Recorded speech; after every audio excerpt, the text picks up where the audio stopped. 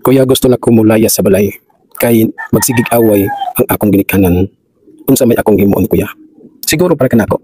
Ako nga ikatambag gid kana kanimo. Ingon ani nga sitwasyon, daghang gyapon ang mga pangitab sa mataga pamilya. Ilabi na kung ang amahan palahubog, bisyoso.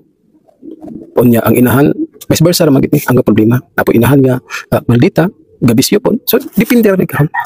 So ang imo pangutana, unsa may imong himuon?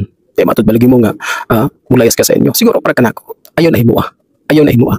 Kay once gali na nga imong himuon, mudako ang problema. Ilabi na kung ikaw nag-eskwela ka, ilabi na kung aduna kay mga igsuon, putpasbot magkawatak-watak ang inyong pamilya. Ang imong himuon, pinaka the best kayo. Ampo gyud nga malamdagan ang imong ginikanan. Unya gawas ni ana, hangyoa sila ang mga ginikanan, dako kayo pagpangga ngadto na sa ilang mga anak. Siguro aduna lay mga proseso pagpangga ngadto na sa ilang mga anak ang uban. Sobra kay ka stricto ngadto na sa ilang mga anak, di ba? So ako nagtuo nga ang mga ginikanan adunay dakong pagpangga ngadto na sa ilang mga anak. O pinaagi niya lang, ako nagtuo nga kung imong hangyoon ang imong amahan, ang imong inahan nga dili magsigig away.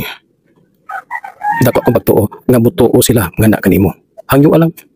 Kaya wala may kumo kung imong hangyoon ang imong ginikanan.